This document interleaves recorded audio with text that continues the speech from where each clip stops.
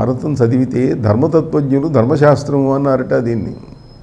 అధ్యాత్మ విధులు వేదాంతము అన్నారు, ఇది వేదాంత గ్రంథము అన్నారు. నీతి విచక్షణులు ఇది నీతి శాస్త్రము అన్నారు. నీతి అంటే నీ టు లీడ్, నడుపుట అని అర్థం. ప్రపంచాన్ని నడిపేటువంటిది ఇది. ఇది చదివితే ప్రపంచం ఎట్లా నడవాలో తెలుస్తుంది. మామూలుగా నీతి అవినీతి అంటుంటాం మనం. మంచిగా ప్రవర్తించడం నీతి, చెడుగా ప్రవర్తించితే అవినీతి. ఆ నీతి యొక్క లక్షణం మానవుని యొక్క ప్రవర్తన ఎలా ఉండాలి అనేటువంటిది భారతం చెబుతుంది. అట్లనే ఐతిహాసికులు దీన్ని ఇతిహాసము అని అన్నారు. ఇతిహాసం, భారతం ఇతిహాసం. ఇతిహాసం అంటే ఇతి ఈ విధముగా, హా పూర్వము ఆసం ఉండెను, ఈ విధంగా పూర్వం ఉన్నది, ఇది ఇతిహాసం. ఇతిహాసం అంటే చరిత్ర. పురాణం అంటే చరిత్రలకు కూడా అందని యుగయుగముల నాటి పూర్వగాథలను చెప్పేది పురాణం. ఇతిహాసమేమో ఇంకా కొంచెం దగ్గరిది, ఇటీవల జరిగినటువంటిది, నిజంగా జరిగినటువంటివి, ఆ కథలన్నింటినీ చెప్తుంది ఇతిహాసం. అట్లనే లాక్షణికులు సర్వలక్ష్య సంగ్రహమని, దీంట్లో అన్నింటికీ కూడా లక్ష్యాలు ఉన్నాయి అని అంటున్నారు లక్షణ శాస్త్రవేత్తలందరూ కూడాను. వ్యాకరణ లక్షణం, సాహిత్య లక్షణం, అలంకార లక్షణం, ఇవన్నీ రకరకాలైనటువంటి లక్షణ గ్రంథాలు ఉన్నాయి. ఇది దీంట్లో భారతంలో అన్నింటికీ కూడా లక్ష్యములు దొరుకుతవి అని అన్నారు.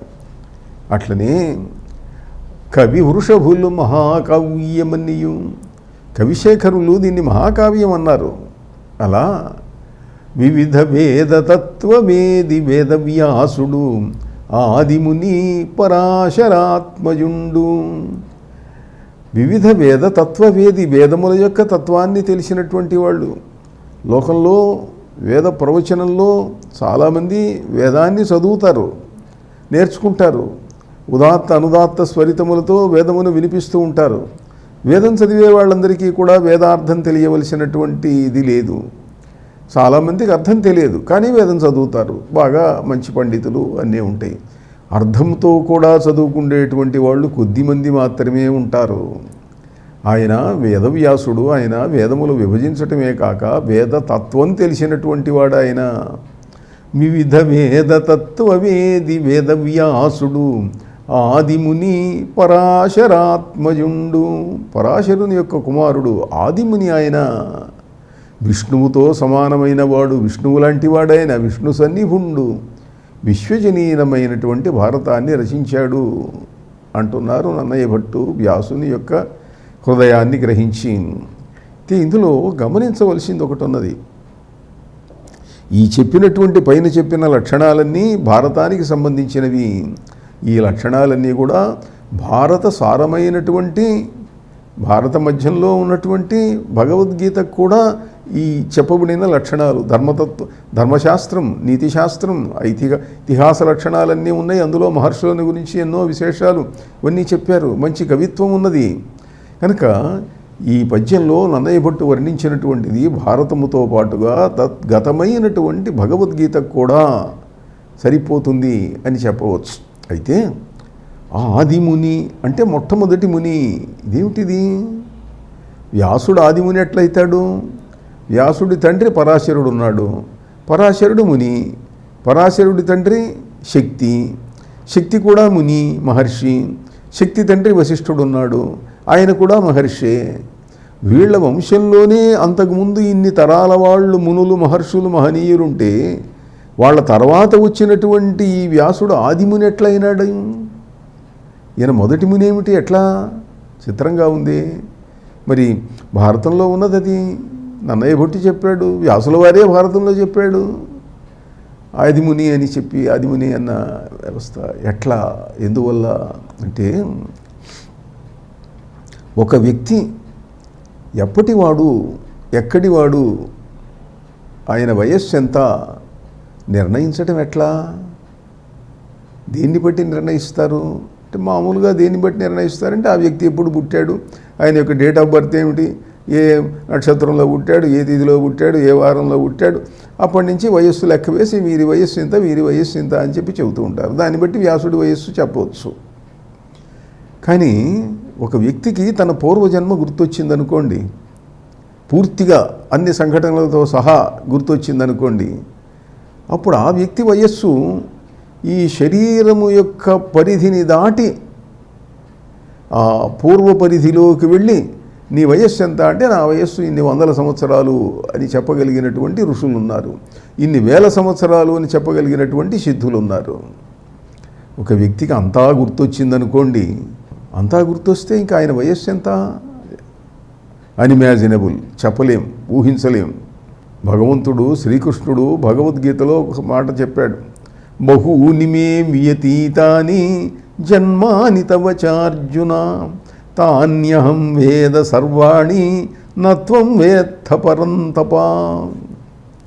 అర్జున, నీకు నాకు ఎన్నో జన్మలు గడిచినవి, అయితే తాన్యహం వేద సర్వాణి, అన్నీ నాకు తెలుసు, నత్వం వేత్త పరంతప, నీకు తెలియదు, నాకన్నీ తెలుసు, నీకు తెలియదు అన్నాడు.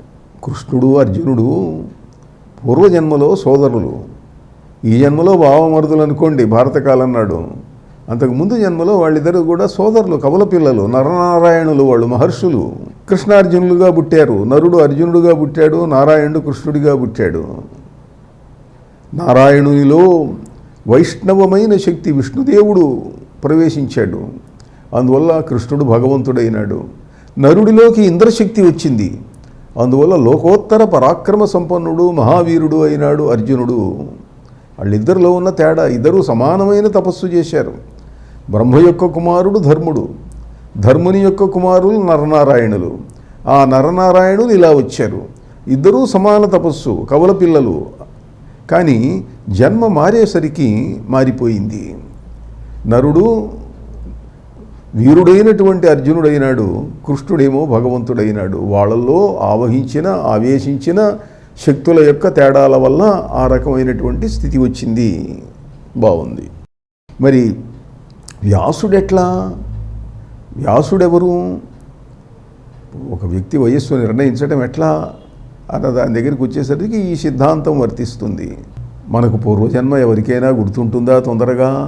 ఏదో అక్కడక్కడ వింటుంటాము, ధ్యానం వల్ల తపస్సు వల్ల తెలుసుకోవచ్చును అని చెప్పి. ఒక చిన్న ఉదాహరణ చెబుతాను నేను. ఒకసారి ఆంధ్రప్రదేశ్ ప్రభుత్వంలో మంత్రిగా ఒక ఆయన ఉన్నాడు, ఆయన భార్య వచ్చింది మన ఆశ్రమానికి. గుంటూరులో కాళీపీఠం ఉన్నది, ఆ కాళీపీఠానికి వచ్చింది. వచ్చి, స్వామివారు నేను ఇక్కడ ధ్యానం చేసుకుంటానండి, కాళీదేవి ముందు కూర్చొని అనుమతిస్తారా అన్నది. తప్పకుండానమ్మా, దాంట్లో ప్రశ్న ఏమిటి, మీరు ఎవరు, ఎక్కడి నుంచి వచ్చారు అన్నాను నేను. అంటే నేను ఫలానా మంత్రి గారి భార్యనండి, ప్రభుత్వంలో మావారు మంత్రిగా ఉన్నారు. అంటే సరే, ఎవరైతే ఏముందిలేమ్మా, దీనికి దేవుడి దగ్గరికి వస్తే అందరూ సమానమే, మీరు తప్పకుండా ధ్యానం చేసుకోవచ్చు, కానీ మీకు ఆ సందేహం ధ్యానం చేయవచ్చునా అన్న సందేహం ఎందుకు కలిగింది అన్నాను. అంటే నేను హిందువును కానండి, మావారు నేను మైనారిటీ మతాలకు చెందిన వాళ్ళము అన్నారు. మంచి తల్లి, అయితే ఇక్కడ ఒక అంశం ఉన్నది. ఎదురుగా ఉన్నటువంటి దేవత విగ్రహం, అది దేవత అని మీరు నమ్మితే ఇక్కడ మీరు కూర్చొని ధ్యానం చేయడానికి ఏమి ఇబ్బంది ఏం లేదు అన్నది. నమ్మాను కనుకనే వచ్చానండి అన్నది. సంతోషం తల్లి అన్నాను నేను.